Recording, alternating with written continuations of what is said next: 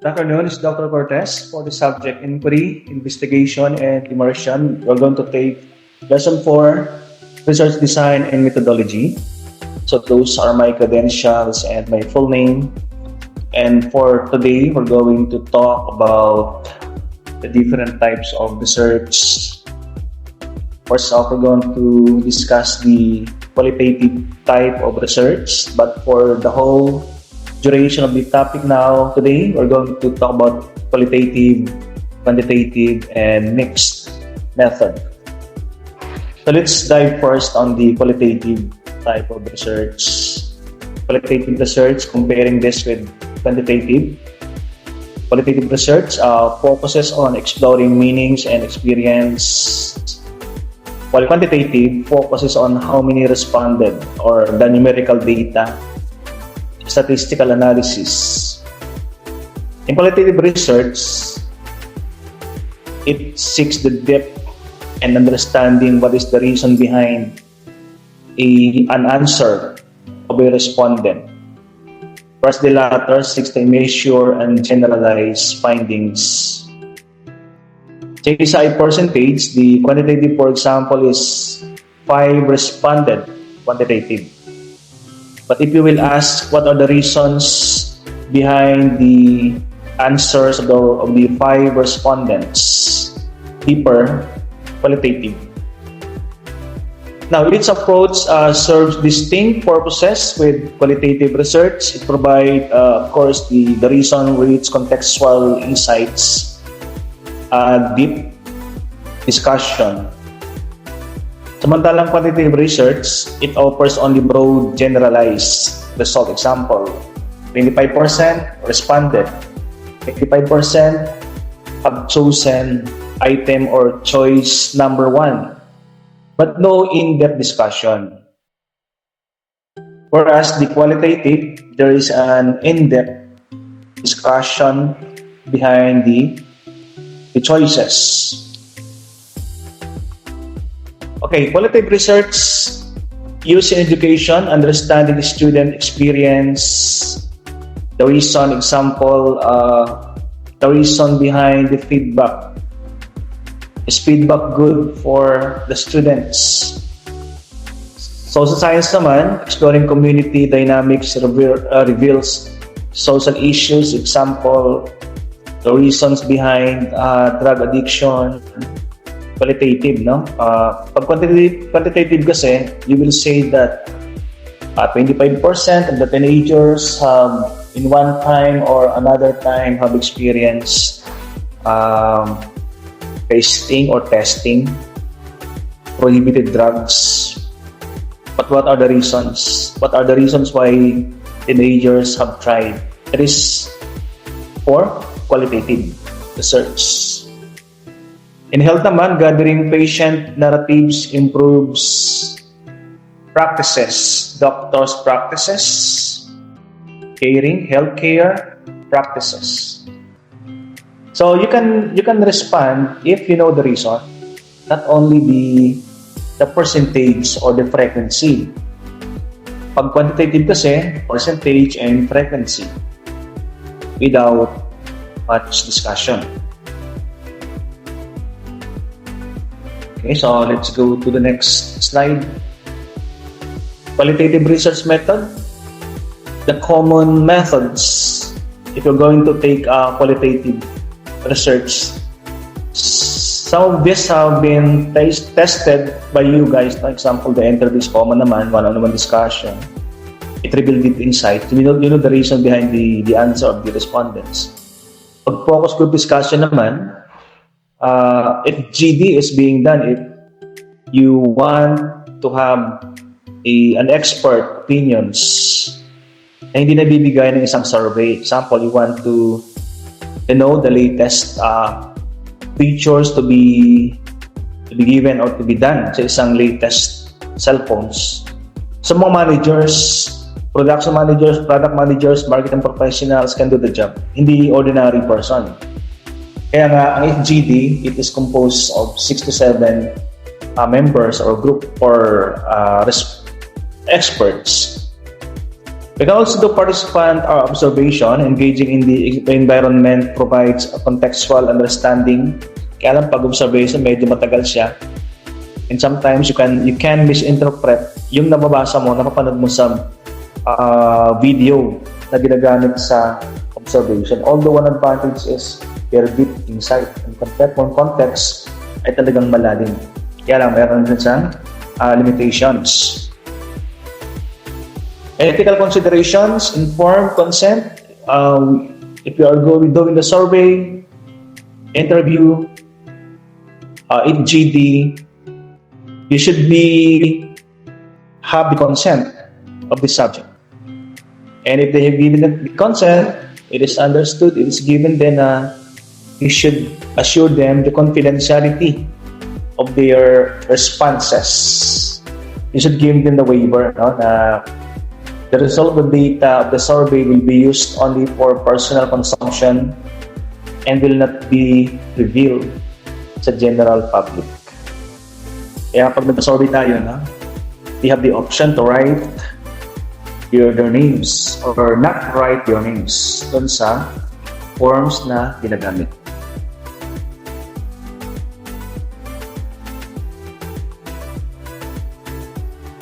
Okay, so qualitative. Pag quantitative, what? Pag quantitative, the why. It focuses on experience and meanings behind phenomena. Hindi lang siya the answer. Although you know the answer, but you don't know the reason behind or the meaning behind the phenomena ng kanilang mga sagot. So, mas maganda gamitin yung qualitative. Although mas lengthy pag nag-qualitative research tayo kasi you don't have the expertise to generalize yung mga sagot ng mga respondents pag qualitative. So, mahirapan. So, matalaga pag quantitative, you just tally the frequency, you get the percentage. And we generalize, 25% have like a certain choice. But we don't know the reason.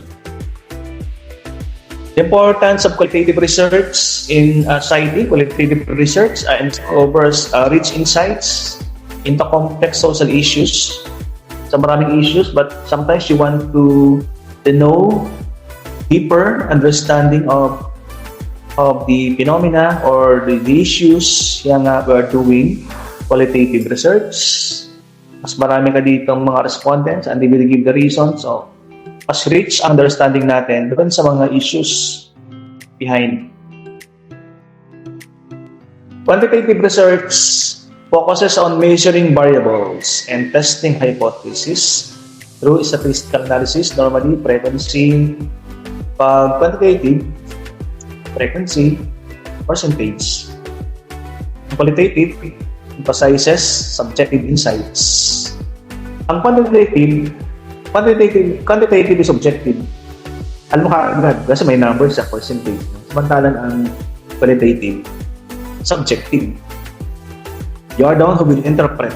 Kasi hindi generalize pag qualitative. Hindi siya numbers hindi siya percentage, hindi siya frequency. So you are the one who will provide the insights, the analysis. Importance of quantitative research process. It is crucial for us as a researcher for effective quantitative research. Ganun din sa qualitative and quantitative. May problem, you should know the problem, we should know the research problem. We design this study, we collect the data through survey, through interview, and yun ang madalas pag quantitative dito. Pag qualitative kasi, observation, focus to have the conclusion. Okay, so key components of research. Meron tayong tatlong klase ng variables. Pag depende sa research na iyong ginagamit, that is correlational research or regression ang iyong ginagamit na statistical tools or experiment. Meron pang variables na ginagamit. Independent tayo ito mga variables na these should affect. They are the factors that will be used to manipulate yung effect sa isa pang variable. Example, no? Mayroon bang effect yung advertising sa benta? Sa advertising, that is the independent variables. Ang dependent variables, sila they rely on the outcome, we rely on the independent variables. Diba? Nakadepende, no?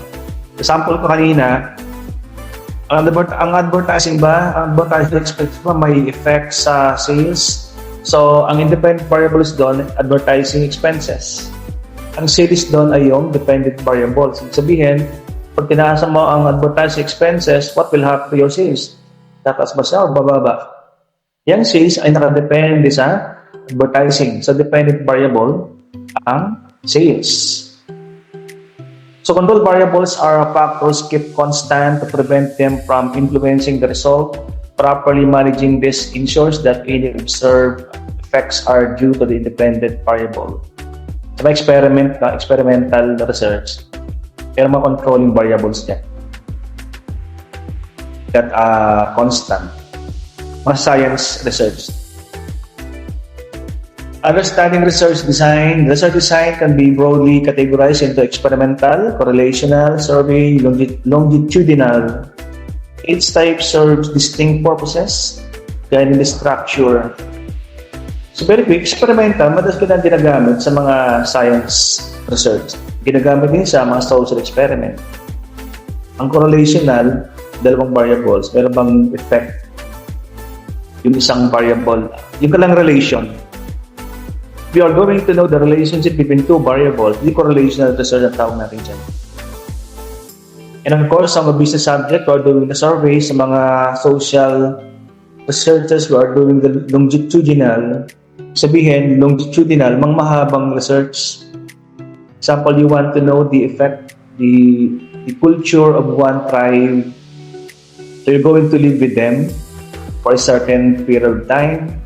Someone, you will live with them for 1 month, then you will research on their culture.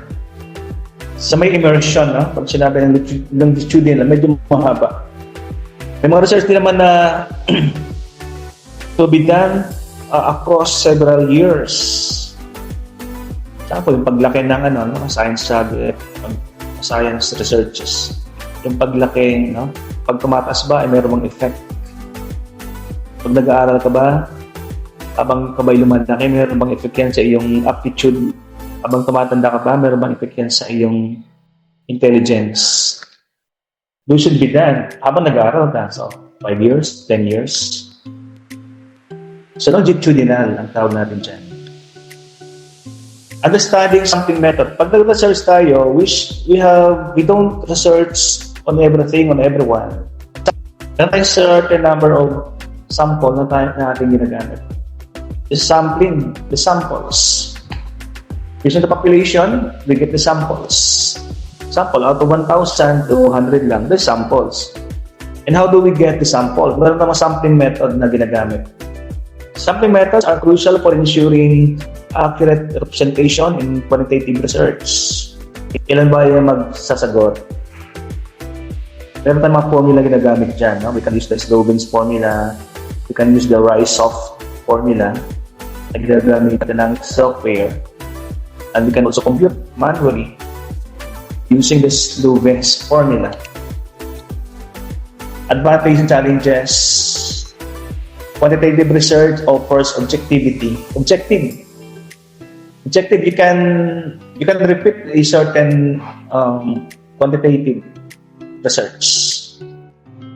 Ang challenge dito, the strength kulang, mababaw.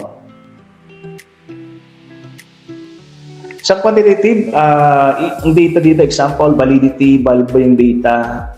Baka magkamali ka ng percentage, nagkamali ka sa statistical tools na ginamit. Example, percentage. At merong ethical concern din, di ba? Pag sinabi natin quantitative research. Methods of research, definition, importance, mixed method. So ito ay combination ng qualitative and quantitative research, powerful approach. Mas comprehensive, no? May mga research kasing ginagamitan ng quantitative tapos qualitative. So we're going to combine para parehong yung both aspect ng isang research ay makover natin pag quantitative and qualitative. Utilizing mixed methods can lead to more nuanced insights. So may objective na insights at meron din subjective insights. Pag ginamitan natin ng mixed method, balance siya. Hindi lang percentage, hindi lang generalize, kundi sometimes you're using qualitative kasi meron kang a deeper background. Comparing mixed method design. Common mixed method designs. Convergent parallel design.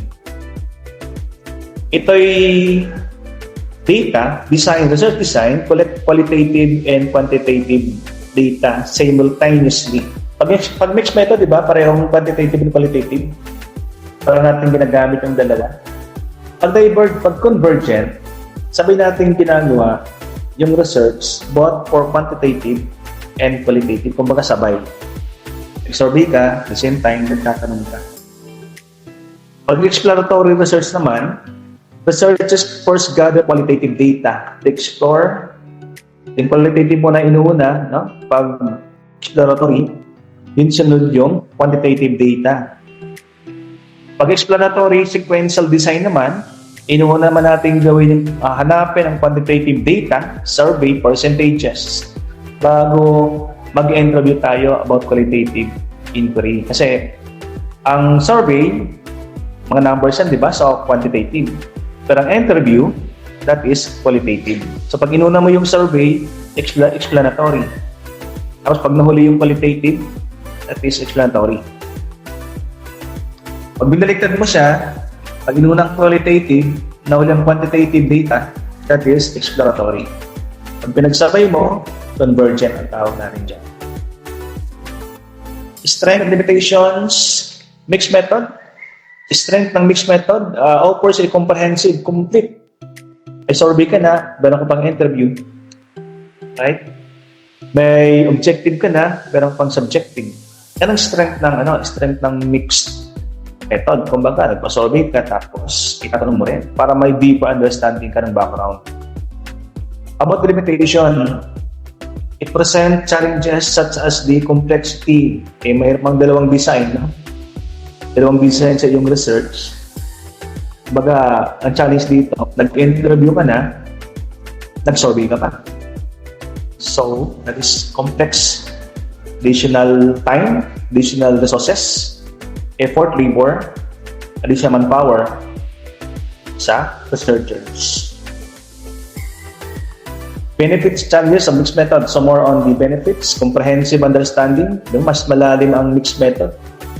Pag ginamit natin yan, holistic, you know the reason, diba? Hindi lang yung numbers. And collaboration of findings using both methods enhances validity and reliability. Validity na, kumbaga, nangyayari sa totoong buhay, tapos reliable. Kasi survey, mga numbers yan, and interview, talagang meron kang approved na nag-interview. Flexible mixed methods allow for adaptation to research needs.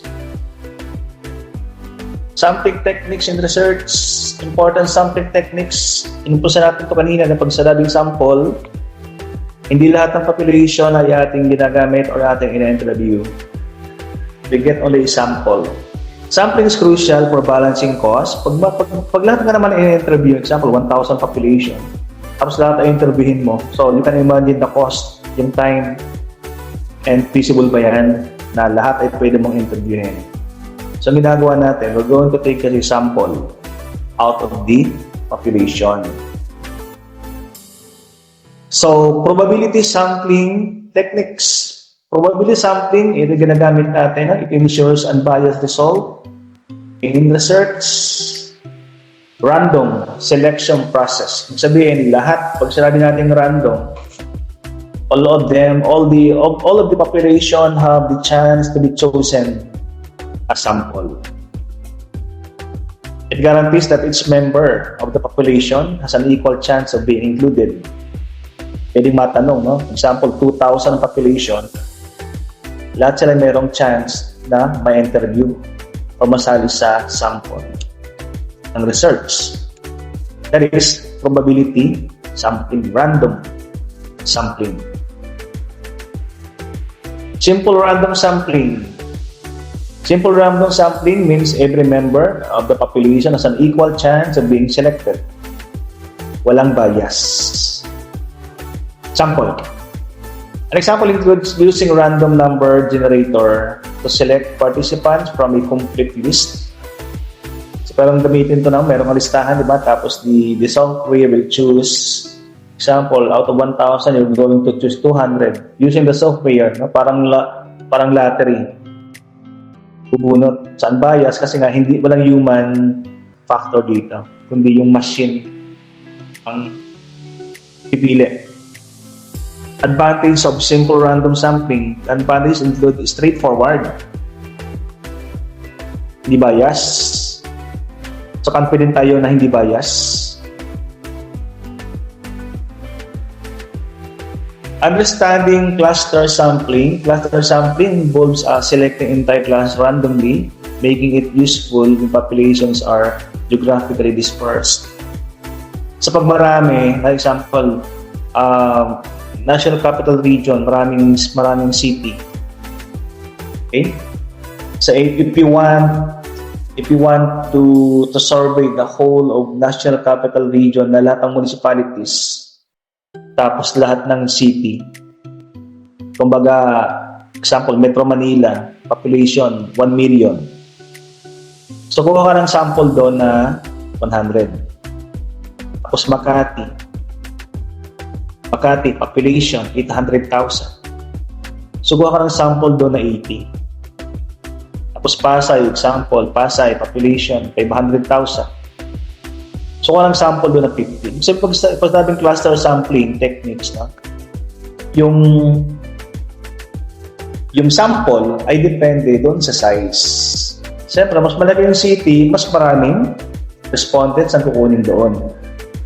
Hindi pwedeng Manila ay 10, Makati ay 10, Pasay 10. Hindi ganun. Kasi pag cluster, depende doon sa size. So, proportional dapat. Doon sa population ang kukunin mong sample.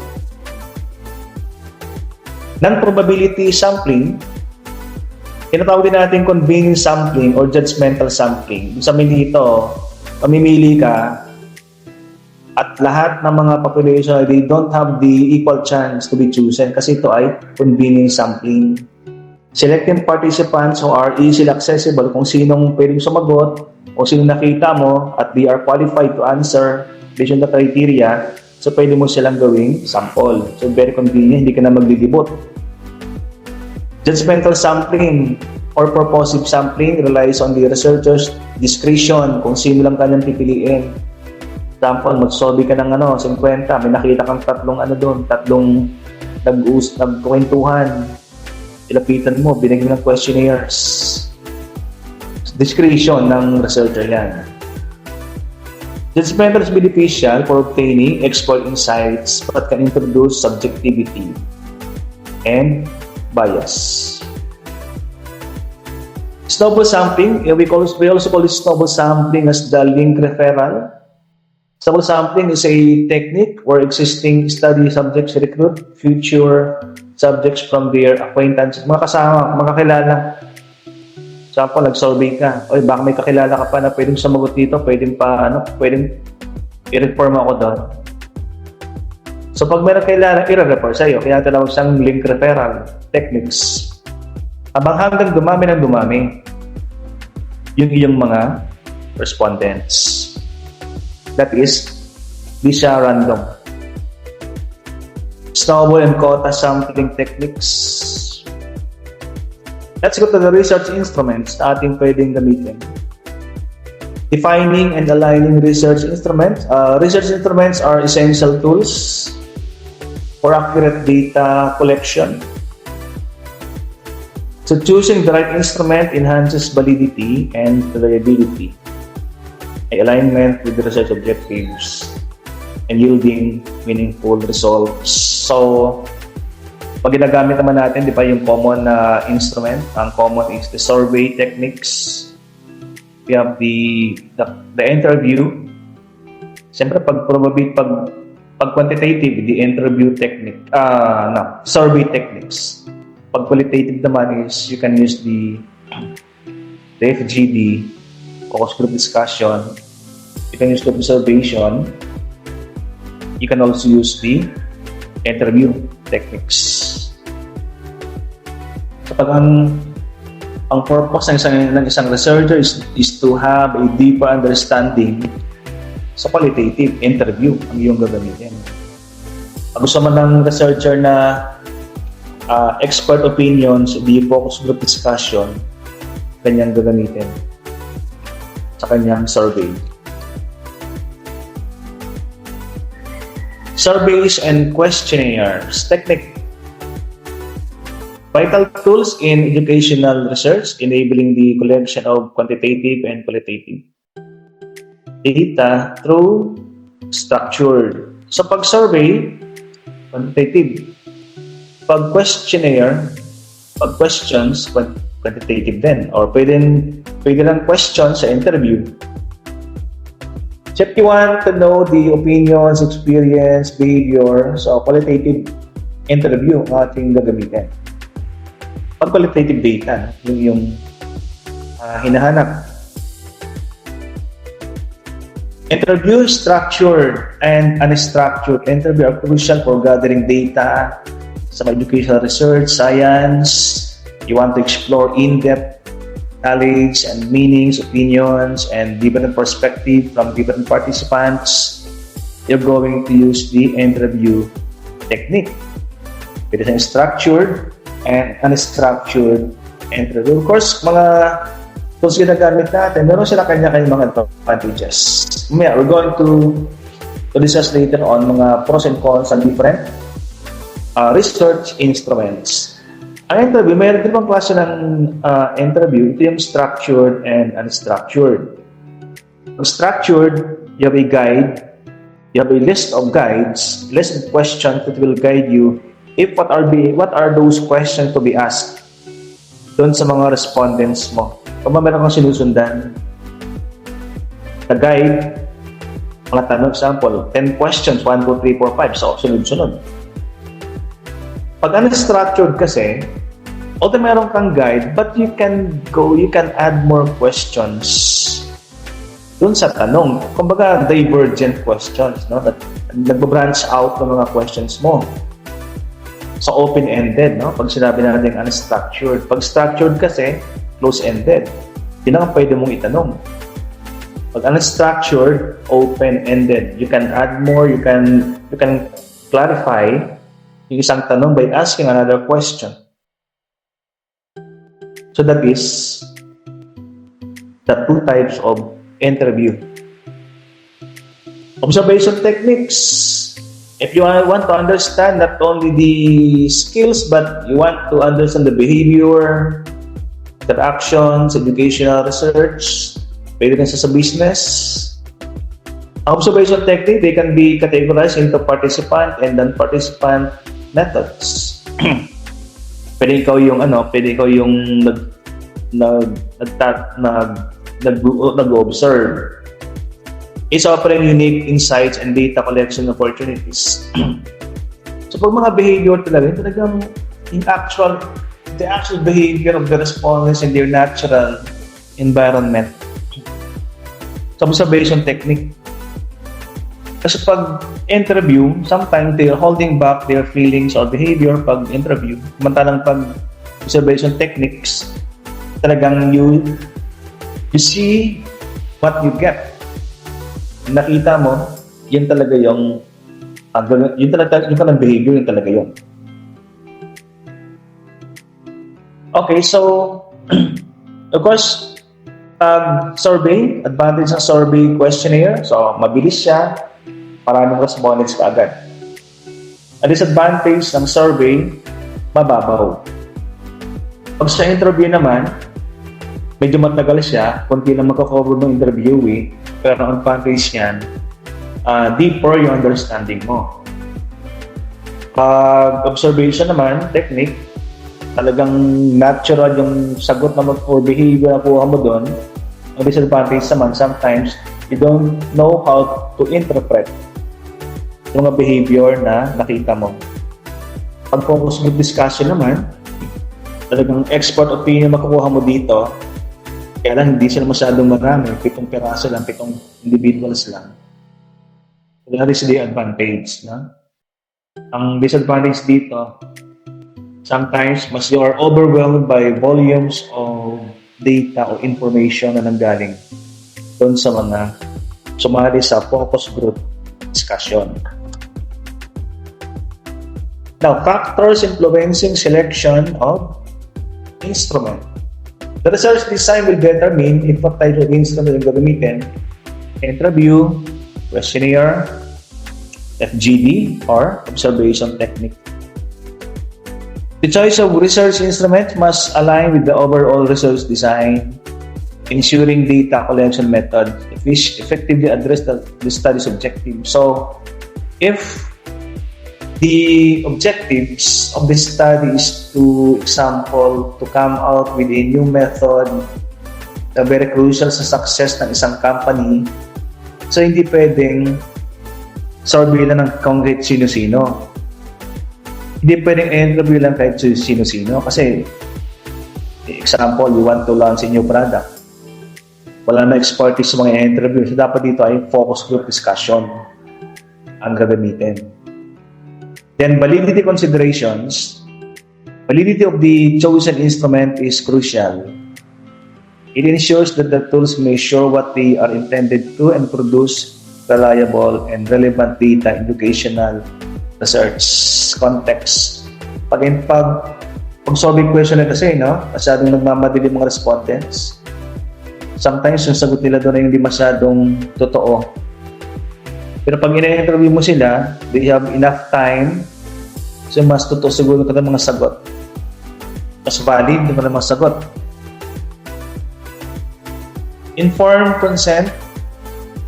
Informed consent is crucial in research, ensuring participants understand the study's purpose, procedure, there's mga ethical considerations, no?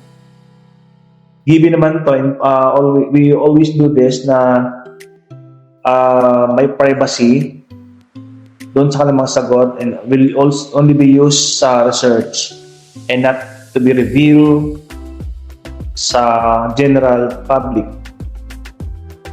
And consideration, data security. Mga data na yung nakuha mo doon, hindi mo yung dapat anonymous. No? Involves protecting participants' personal information and research data from unauthorized access. Sabihin niya, pag survey tayo, may consent dapat nung in-interview. Nagpapaalam ka, di ba? Ma'am, pwede pang i-record itong ating interview. So those are the ethical consideration sa research. Okay? So, that is my last slide. Hoping that you got something, guys, sa ating discussion for today. And this has been Dr. Cortez signing off.